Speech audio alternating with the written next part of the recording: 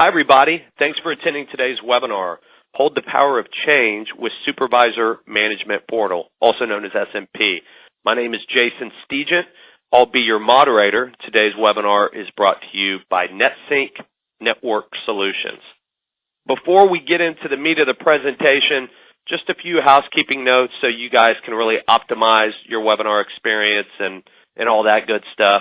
Today's webinar should really come in under 60 minutes. We guarantee it, actually. We're going to start with a few slides explaining, talking about SMP. Our presenter is then going to move into a live demo of the solution. We're then going to end with the question and answer session. I'm going to touch on that here briefly. Personalizing your webcast experience. By that, we mean you can really view the webinar the way that you want to view it. We get a lot of questions all the time asking, can I view the slide deck in full screen mode? Absolutely. All the windows that you see can be min-max. If the slides, if the demo's not large enough for you, if you're straining to see it, I don't think you will be, but if you are, you can maximize that window and view it in full screen mode. You can move around the windows and really resituate them to really make it your own personalized webinar experience. In terms of audio and visual, for audio, there is no dial-in option for attendees. You're going to be hearing this through your PC speakers. If the audio is not loud enough for you, headphones are recommended, but also, first and foremost, make sure that your PC speakers are on, because we get those questions a lot of times saying that they're having difficulty hearing the audio, and it's because their speakers are on 15 or 20%. So make sure that your speakers are on, and then if it's still not loud enough for you, or if you're in a cubicle-based environment, headphones are recommended. And then the visual piece, like I said earlier, you're going to have slides. We're going to have a demo as well. Questions. We want you guys touching your keyboards. If you have any questions over the course of today's session, simply type them into the Q&A field right underneath the speaker box. Click Submit. We'll get to as many of your questions as we can at the end of today's webinar. You'll see a series of icons at the bottom, enable you to do a number of different things, from social media integration to FAQs to group chat. There's also one, it looks like a paperclip. It's the resource icon. NetSync is hosting some content in there to make it more of a multi-touch, multi-engaging presentation. To talk a little bit more about SMP and what NetSync does, if you have any questions or if you want to learn more about NetSync, click on that icon and download that content for free. And then finally, post-event, we're recording today's session. We'll have this webinar, on demand within 24 hours. So be on the lookout for an email sometime tomorrow on how to access the on-demand link so you can share it with some folks that you think would get a lot of value out of today's presentation. And with that being said, I'm now going to hand it over to our presenter today. His name, again, is Mike Griffin. He is a collaboration practice manager at NetSync Network Solutions. I'm going to let Mike explain some of his experience in the space and take the presentation from here. Mike, it's all yours. Thanks, Jason. Yeah, so as Jason said, Mike Griffin, collaboration practice manager here at NetSync. A little over 20 years experience in the industry. I have been working with Cisco's collaboration portfolio since about 2001. A lot of experience in the partner community, but also in the end user side as well. I've worked for numerous organizations in the IT department, so I understand, the unique challenges that we face on a day-to-day basis, not only in IT, but also from the different business units within an organization. So what is SMP and what are we trying to solve here? What is the challenge, right? So as a contact center supervisor, the day in, day out challenges that we face from a technology standpoint with the contact center solution is, how do we train? How do we coach? How do we monitor agents? How do we monitor calls? We need to make sure that the team has what they need, that they can remain productive, that if there is an issue and we need to escalate, we can do that quickly and really reduce the amount of time that a caller is dealing with an agent within the contact center. Also, from a customer expectation standpoint, that's an ever-evolving, ever-growing item where customers now want to communicate over voice and web chat and social media and video and all of these different mediums, and how do we accomplish that quickly and efficiently. So that's the challenges that we see with our customer base. So why SMP? So SMP was developed out of necessity, really. We would go into customer environments, we would set up new Cisco contact center solutions, and we would spend all of this time in design, and we would get into the implementation and cut it over, and immediately things would change, right? I mean, that's just the nature of contact center.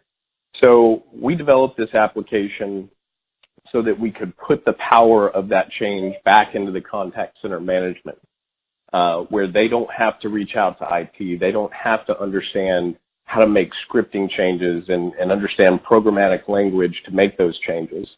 So this is a web-based interface where folks can make these changes on their own. So the most common changes that we see in a customer care environment or contact center environment is changes to hours of operation, changes to holidays, changes to closure schedules, and what happens if we're closed? Do we send it to an on-call number? Do we hang up? Do we take a voicemail? Being able to manage the prompts within a contact center or customer care solution. So, how do we let callers know that we're aware of an issue so that we maybe reduce our call volume, or if we need to change a greeting for the closed greeting or the opening greeting or marketing messages. All of those things can be very easily changed in SMP, which I'll show you in the demo later. Additionally, we need to make sure that this supports multiple user permissions so that if you have a larger customer care or contact center, a contact center manager or supervisor over customer service can make changes within their organization, but not necessarily within the IT help desk organization. Or maybe there's a hierarchical manager or supervisor that handles multiple different organizations, then they can manage the prompts and all of the SMP features within the groups that they're responsible for.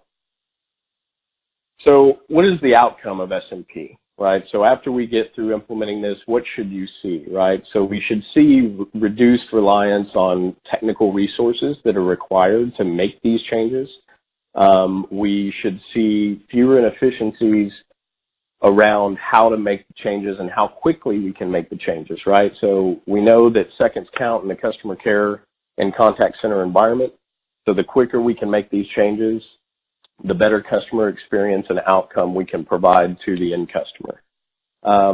Basically, less reliance on partners like NetSync to make these changes, right? If you don't have the IT staff with the expertise to make changes when you need them within the customer care solution, you would have to go to a partner like NetSync to make those changes. And that can be more costly. It can take longer. So being able to reduce the time, reduce the cost to make the changes that you need quickly. And then ultimately the outcome should be better customer service, leading to more customer retention, because we can make those changes quickly and get to the point which is ultimately taking care of the customers that are reaching out to you. So now I'm going to move into the SMP demonstration, which will articulate and go through all of the different feature sets that I just mentioned and more, and then we will take it from there. Give me 1 second.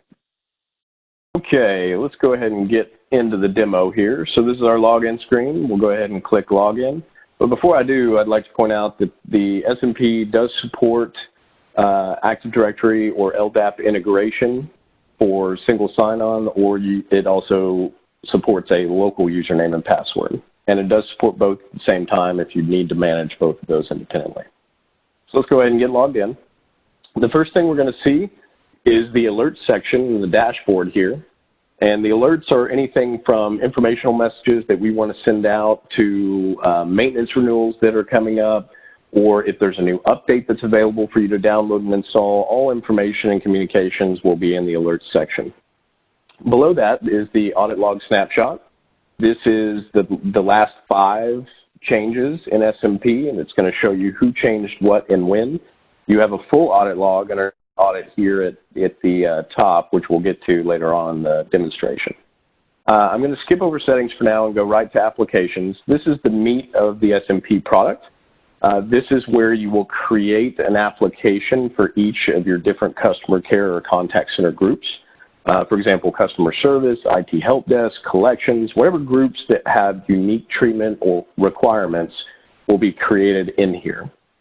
And when you go to add an application, it's actually going to pull the applications that you have configured in your Cisco Contact Center Express solution directly, and any associated DNIS or direct number to reach that application.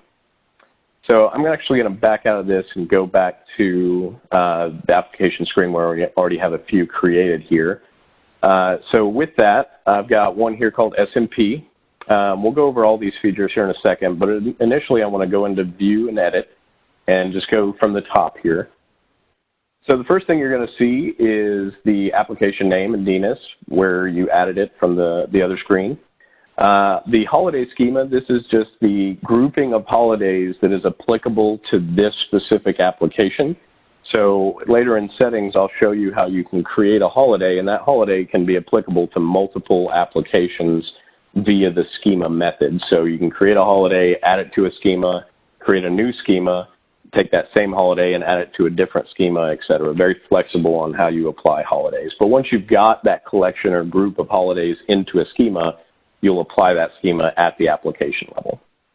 Below that, under locations and groups, this is a way that you can tag an application so that you can make bulk or mass changes quickly and easily, and I'll show you how to do that later on. But essentially, you can tag this application with whatever name it needs to reference: customer service, a physical location, training, whatever it might be. And then if you had, for example, customer service exist across 4 different locations, you can go into the mass edit and bulk edit change feature and say, hey, make this change effective across any applications that have the tag customer service. Or likewise, let's say that you're in Houston and there's an inclement weather alert or event, and you need to shut down all of Houston-based contact center customer care centers. You can just type in Houston and make that change for every contact center within that physical location. So it just makes it easy for mass changes. Beside that, you're going to see a toggle for emergency closure. When you toggle this on and you click Save Changes, it's going to shut down the contact center, play whatever prompt is configured here under emergency prompt recording, and then the behavior that is associated with that recording. When you're done with your emergency, you just go back in here, untoggle it, click Save Changes, and you're good to go. Below here in prompt configurations, you're going to see multiple languages. So SMP supports all languages that Cisco Contact Center Express supports. So this could be French, Mandarin, Spanish, whatever languages that you have, you're going to see different sections for each language and what prompt should be played for that language. But let's go in here under ENUS. That's for English in the U.S. So below that, you're going to see several options. So we have opening prompts, we have closed prompts, we have emergency prompts. And for the closed and emergency, you're also going to have a closed behavior. Do you want to forward to a number? Do you want to hang up? Do you want to send to a voicemail number? Same thing with emergency prompt recording as well.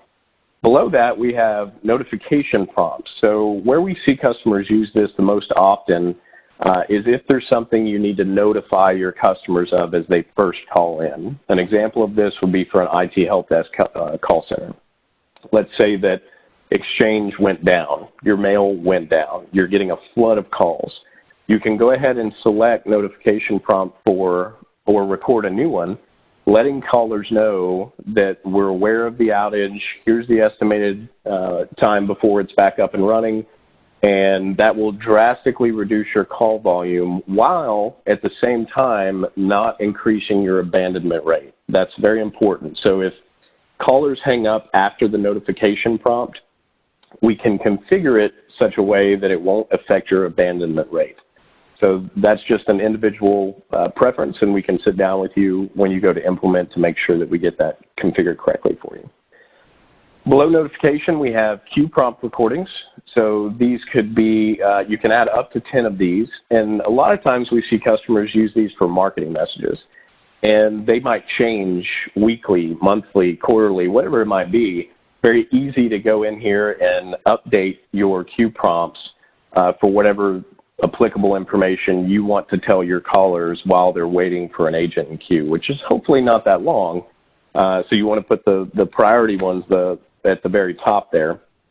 But ultimately, you can have up to 10 of these.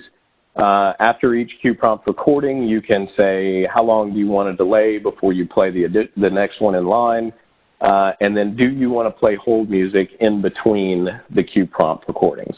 You could just say a 0-second queue time delay, which at that point your hold music option goes away, and it'll go right into the next queue prompt recording in the order here. So below that, you can also add additional languages. If you add an additional language in your contact center at some time, you can click the drop down and it's going to show you every language that Contact Center Express is currently configured for. You can select that and click add language, and then you can have additional languages that way. And below that, this is your normal Monday through Sunday open close times. So if you're closed Saturday and Sunday, you just toggle those guys off. If you're open, at 8 a.m. to 5 p.m., then you can change that very easily, and then click Save Changes. So note down here, this is going to basically say what time zone you're currently in based upon whatever time zone you're in. So after you're done with everything and you make your changes, when you click Save Changes, it immediately takes effect the very next call that comes in. There's no processing time. There's no waiting. You can make all the changes you want, but as soon as you click Save Changes, that very next call that comes in is going to be affected by the changes you make. So an immediate gratification, an immediate change. So let's go over here into settings. So the first thing I want to talk about is holiday management. So we actually see customers use holiday management a lot more than just your traditional holidays, Christmas, Thanksgiving, whatever your holidays are that you observe. We see folks use them for monthly meetings. We see them used for if they need to extend the contact center for later hours for a period of time. Anything that you want to use a holiday for, you can absolutely use it for. Now, SMP does come preloaded with all the default U.S. holidays, the most common U.S. holidays already preloaded with all the recurring schedules for the next 50 years, right? So you don't have to worry about those. You can just pop the ones in that are applicable to your organization into a schema, which I'll show you here in a minute, and then apply that schema to the application, and you're good to go. So with that, let's actually go in here to add a holiday. And let's say that you're a financial organization and you need to be open the last 3 days of the month longer than your normal hours. So we'll just create a holiday and call it extended monthly hours, whatever you want to call it. When is the start date? We'll call it today. What schema is this a part of? We'll just put default U.S. holidays for now. And is this a recurring or repeating holiday? If yes, we load a formula or algorithm option for daily, weekly, monthly, quarterly, or annually. So in our scenario, we said monthly. So let's go here and let's say the last 3 days of the month, this holiday is going to be in effect. And you can then say ends after number of occurrences, it never ends, or let's just have it end after our busy season, which is, 3 months from now.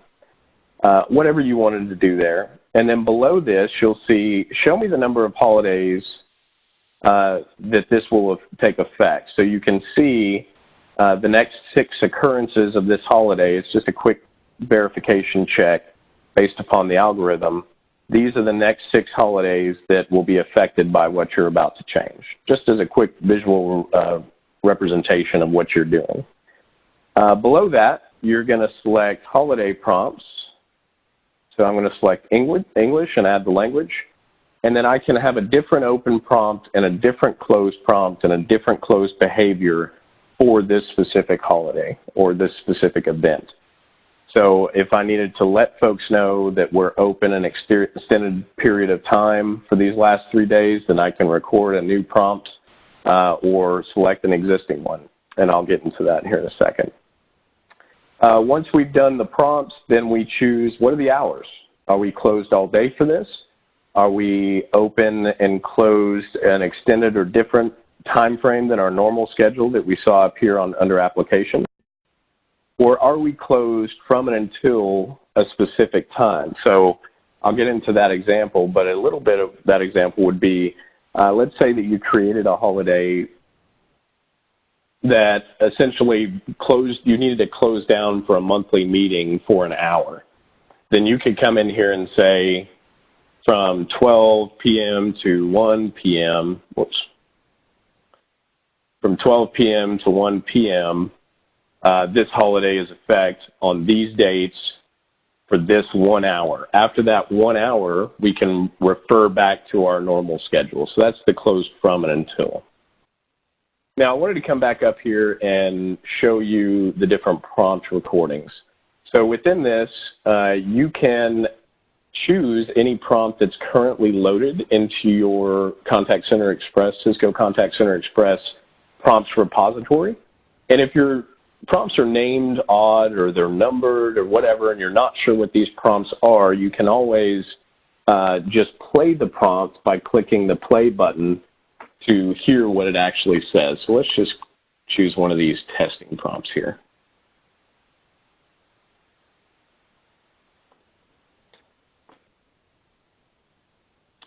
Let me turn up my speakers. Sorry about that. Test 25. Okay. So if none of those prompts work and you need to record a new one, you can simply just click Record New Prompt, give it a name. We'll call this Webinar Test. What number are you at? We prefer and recommend that you dial into an into an internal phone for better quality. But you can put a cell phone in here or a landline number to dial. And then once you click record, the system's going to call you and walk you through recording that prompt. So let's do that now. Thank you for calling the Prompt Recorder application. To record a prompt, please press 1. I'm going to go ahead and press 1. After the tone, please record your prompt. Press pound when you are finished. This is a webinar test recording. To record a prompt, please press 1.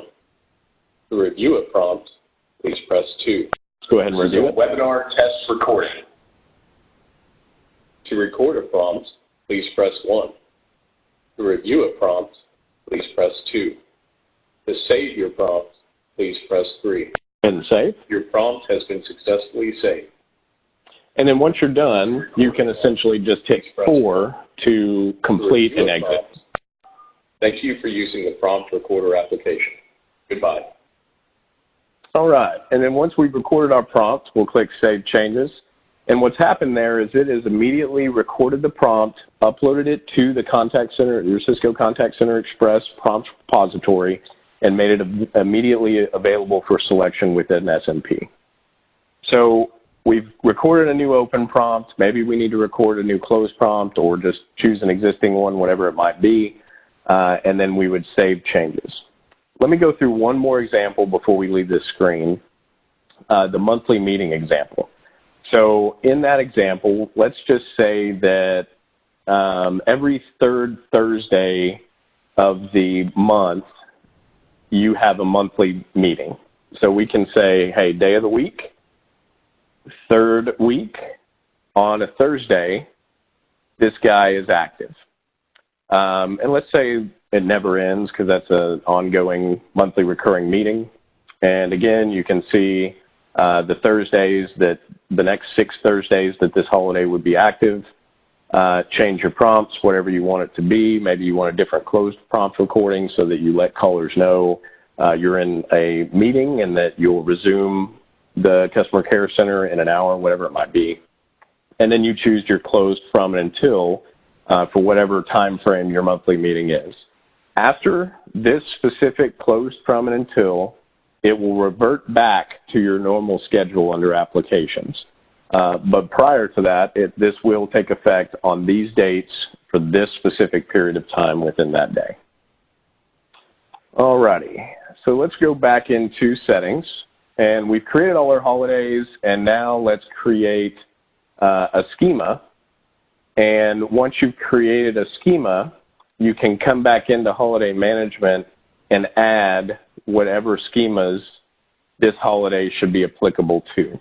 So in this manner, you can have a single holiday and configure it once and apply it to multiple schemas. And remember, once you've created the schemas and you've applied your holidays to those schemas, under applications, you will associate whatever schema you want to that application. And that application now observes those holidays in that schema. Below that, you have location group management. This is where you create the different tags. Now, this is an administrative function, so we'll need to agree upon what the tags will be, and then they'll be created in here, but selectable under the application section here. Back in settings, we have user management.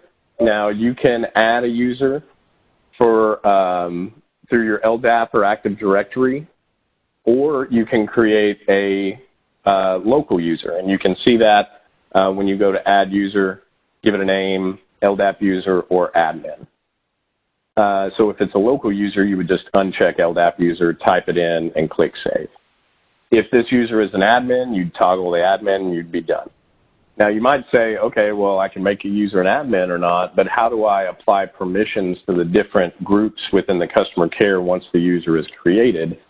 That's simple. You just go back into applications and click users, and then all of your users that you've configured in SMP will show up, and you can select under this specific application what users should be able to edit, read only, or have none permissions. By default, every user is selected as none. So you'll have to come in and give them either read-only or edit permissions to that specific application. From there, if there is an update, you can click here, check for update. I'm currently up to date. If you're logged in as a local user, you can come in here to change your password. If you're not a local user, you're not going to see this option. And then this just gives you the system date time for troubleshooting purposes if need be. From there, let me come over to the audit trail. So this shows every audit that was, or every change that was ever made in your instance of SMP. From there, you can click the details and see who changed it, excuse me, what time they changed it, and then what they actually did. So from there, at the high level, that's the 30,000-foot view of SMP. Guys, what I'll tell you is that we see a lot of unique circumstances and requests from customer care customers. And understand that SMP is very flexible, but above and beyond that, we are constantly developing new feature sets, and we have a roadmap that we follow, and those releases, those update releases are available to all of our customers that are on active maintenance. So if there is an update available, you will see it come across under the alert section, and when you click update, it will just update it, and you can update it at any time. And it does not affect your call flow. It does not affect customers calling into your the customer care solution, any of that. Now, I'll also tell you that a common question that we get is, what if SMP goes down? Can I continue to take calls? The answer is absolutely yes. If SMP goes down, you will continue to take calls into the contact center. You just lose the ability to make the dynamic changes that SMP provides you until SMP is back up online. But we absolutely do not affect the call flow at all if SMP goes down, so you will continue to be able to service your customers. Maybe at a more limited capacity with not as many dynamic changes that you see in here in SMP, but we should be able to get SMP back up and running fairly quickly. We've seen that go down on a couple of customer scenarios, and it was due to a hardware failure. So ultimately, we can get that back up and running. We back up your instance to our cloud. So if SMP gets blown away for whatever reason, you just install it fresh, you enter your specific SMP authentication credentials, and it will pull down your saved configuration, your licenses, all of that automatically so you can get back up and running very quickly. And I think at a high level, that's pretty much all the demonstration. I'm going to hand it back over to Jason. It looks like we have some questions that needed to be addressed. Jason? Thanks, Michael. Great presentation. Awesome demo, informative, just like we thought it would be. We had a number of questions coming in from the audience, so we want to make sure that we get to as many of these as we can. We'll go through the questions, and then, of course, we'll do some housekeeping notes on the back end. But this first question, Michael, came in from Shelby. Shelby wants to know, Michael, what are the hardware/software requirements? Yeah, so SMP runs on a virtual machine. It's pretty lightweight, so we don't require much more than a processor, about 4 gig of RAM, and about 80 gig of drive space. So it's pretty lightweight. Great. We've got this next one from Ian. Ian wants to know, Michael, can SMP be deployed as a service? It can. However, there are some strict network latency requirements that we must meet for that to be deployed in that manner. The vast majority of our customers do deploy it on-premise in a co-resident type scenario with the Contact Center Express server. And that's really just because at the end of the day, every single call that comes into the contact center is being sent to SMP, so we want to reduce that latency as much as possible. But it is a possibility. We just have to identify latency requirements and make sure that we meet those. Okay, we got another one to piggyback off of that from Anthony. Anthony wants to know, Mike, how is it licensed?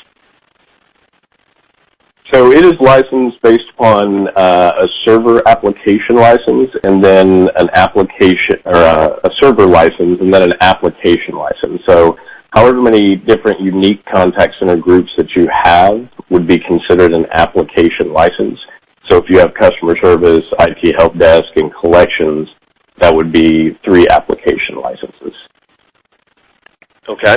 We've got a few more that we're going to tackle just because we want to keep it within a certain time zone. If anybody has any last-minute questions, go ahead and send those in. If not, Mike will, I'm sure, answer those offline. This next one is coming from, can't really see the name on it, so it's just kind of a bunch of letters. But the question is, Mike, is there a redundancy option? So today there is not a redundant server option. However, there is redundancy built into the product itself. If for whatever reason SMP goes down, like I mentioned at the end of the demo, it refers back to default behavior within the IVR script itself.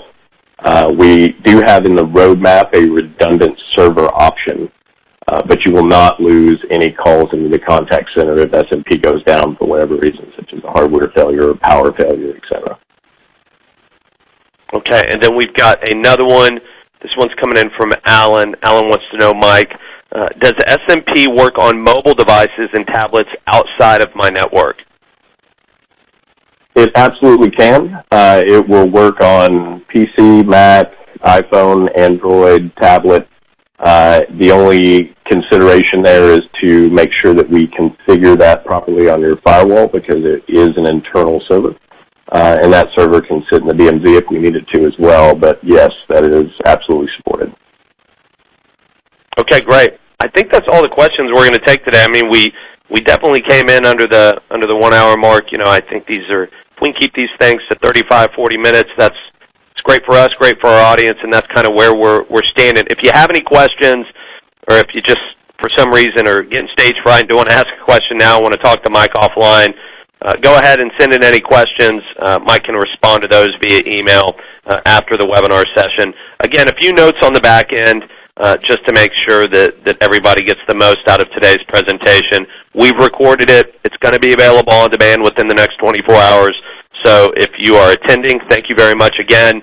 You'll see an email from us in the next 24 hours on how to watch it again, you know, relearn everything, share it with your peers, people in your network that you think will get value out of this. If you missed us today, no worries.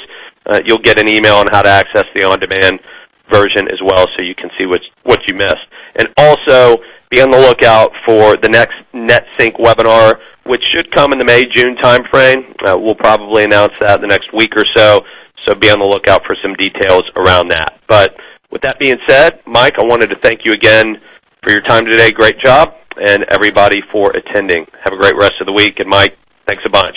Thanks, everyone. Have a good day.